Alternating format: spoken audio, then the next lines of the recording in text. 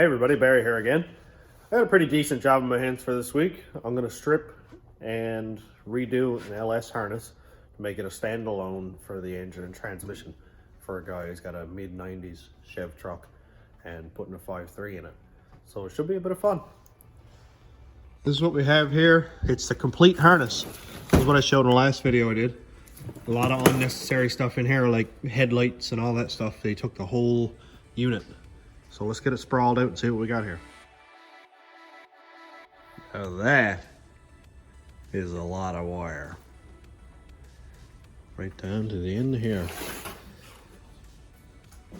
Our transmission plugins, useless stuff like power steering pressure. Here's other stuff, headlights, battery ground, we're not going to need any of that. Going to be using this original fuse block for stuff that I can use it for and leave a bunch of circuits open in case he wants to use that for other stuff. But the main thing I'm going to be focusing on today is stripping the harness and getting rid of stuff that doesn't need to be there.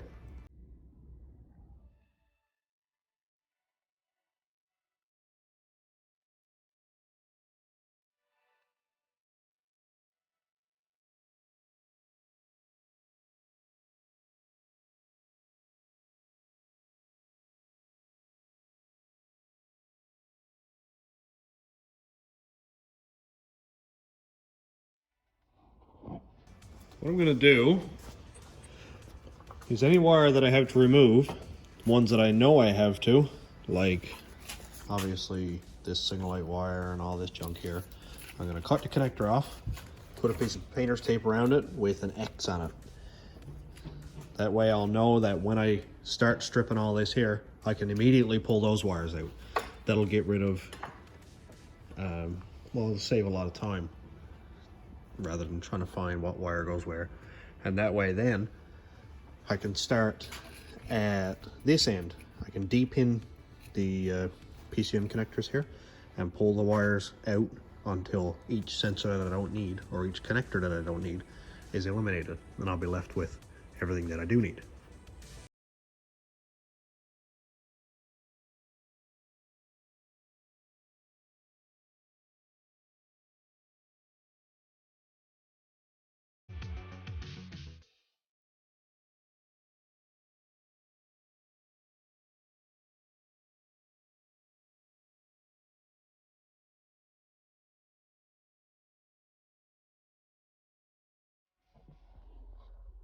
So this is starting to look like something. It's a lot less bulky. Thanks to removing this whole section of harness, which is a lot of unnecessary wiring. Different firewall connectors. Here's our fuse box connectors here. Other various stuff, temperature sensors. So I'm going to leave this aside for now and work on this engine transmission harness, which is looking a whole lot less scary now that I got it stripped down. So I'm going to go get the pinout diagram printed off and begin stripping this harness. One thing I like to do first is remove all the loom. Get all this old loom here off, except for, well, we don't need to remove this from the injectors because that's all one piece anyway. I don't have to touch any of this coil or injector harness. But the main harness out here, we're going to be removing some sensors from this. Some sensor connectors, I should say. Like this stuff over here that doesn't need to be here. Rear oxygen sensors need to go. So what I like to do to keep it all in one piece, because you want it to stay exactly like this, so you know that your injector and your coil plugs are going to line up.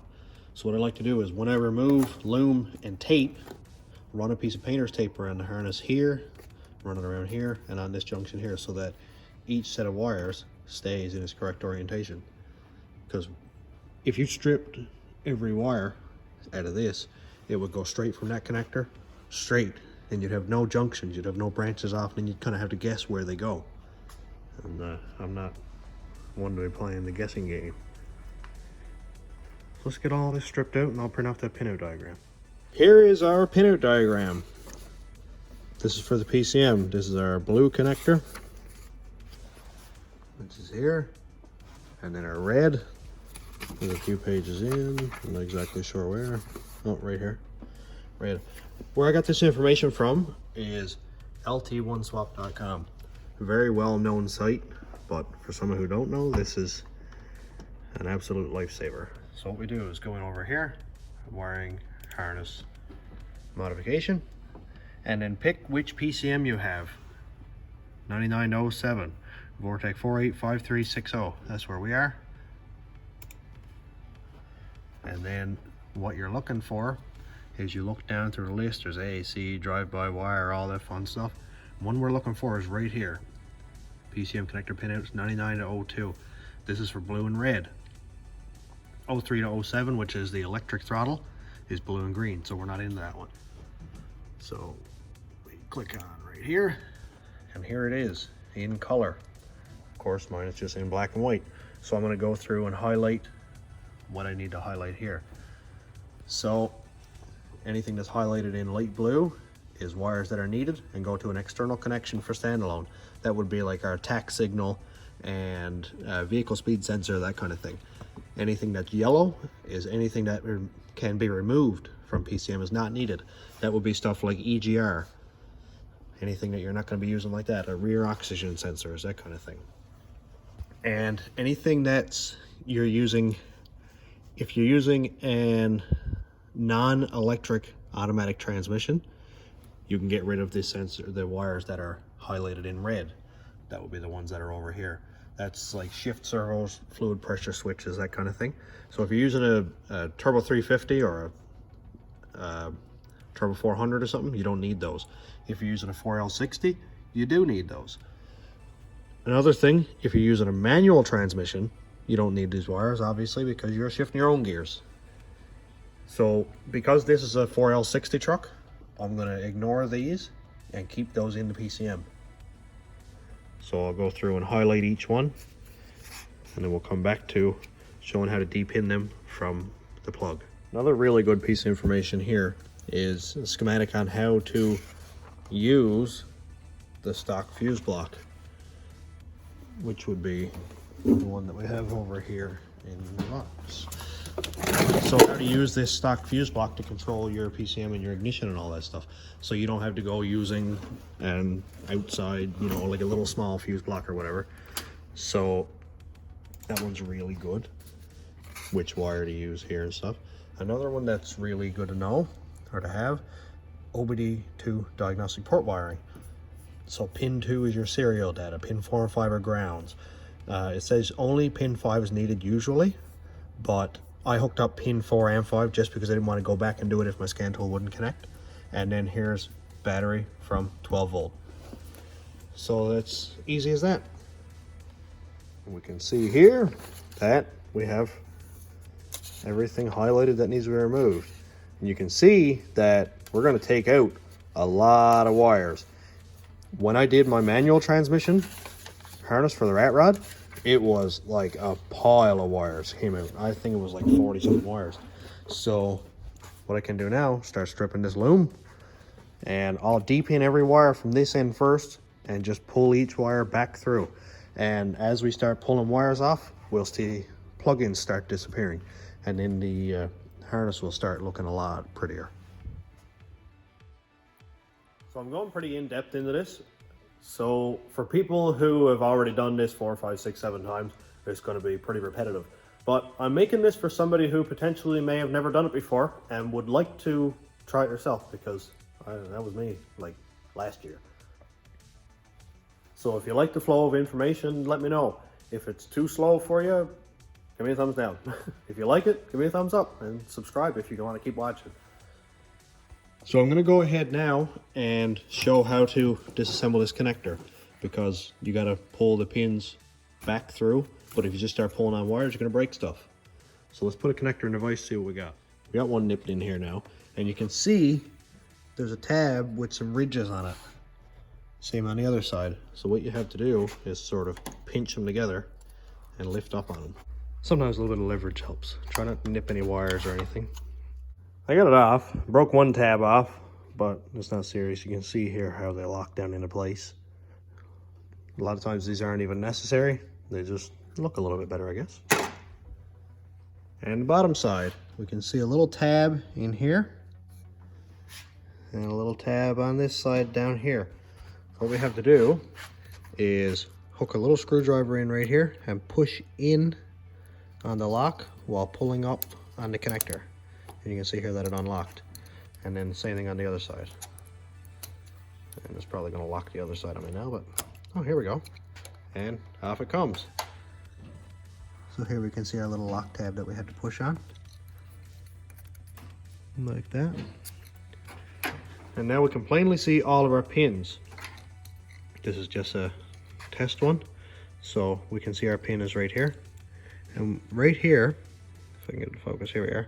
There's a little lock tab that we need to pull out and then sort of push the pin down. Like that. And you can see that that one is lower than the rest, and it can now be just pushed out. Now I'm going to pop that one back up. Oops. I'm going to pop that one back up in because I don't know what wire that is, but so we got an idea how to take it out. And to put the pin back in, you just push it up until you hear a click.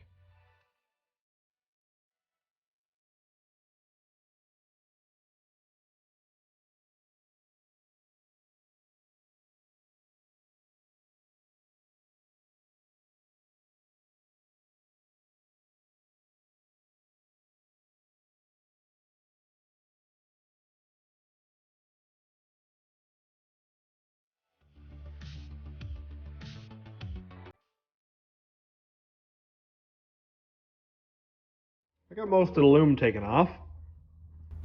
Most of the stuff that's going to be a concern anyway. I don't think I'm going to need to touch any of this here because we got our throttle position sensor and a couple more things there.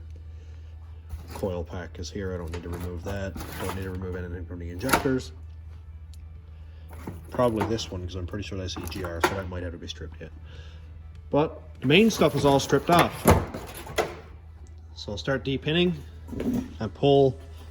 Start pulling wires. This is where it gets tedious because I got to pull one wire way out to the end of the harness and then grab another wire and pull it way out the end of the harness. And I got to do that, I don't know, probably 30 times. So this is the part that nobody else likes is, you know, pulling the wires and stuff. But when it's nice and quiet and it's snowing outside and you don't want to be out there anyway, not a big deal. Just passes a bit of time. One thing I forgot to mention is when you're depinning your connectors, I just try to do one at a time because it's easy to get confused on which one you're doing. But in case you do take off both, always label your connector because when they're taken apart, they look exactly the same. Another thing is I'm going to show here is the numbers. So each pin is numbered. This is upside down. Let's go this way. So each pin is numbered. Here we can see 21, 22, 23, 24. So we have them labeled as blue connector. Number 13 has to come out. So that's going to be our first wire. Now they can get kind of corroded up and stuff. But we can see 13 is actually not used on this one, which is requested torque signal. So I guess that's something that we don't have to take out because it's not actually there. So let's see, 23, that's the sensor ground for the EGR. So blue connector. 23 is this wire right here. It should be purple. We can check that here. And yes, it is purple. So then we know we can depin that wire.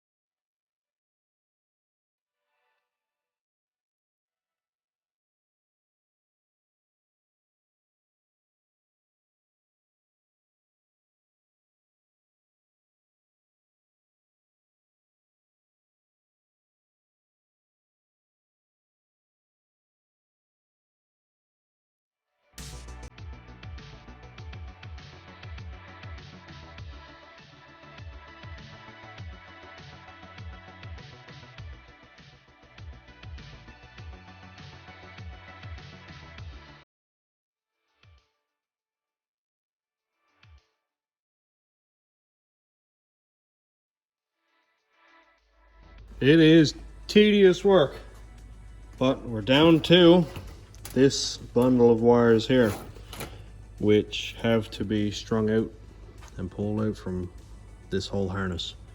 So, like I said, tedious, takes a while, but if you don't get ahead of yourself and make a mess out of it, it's not too bad.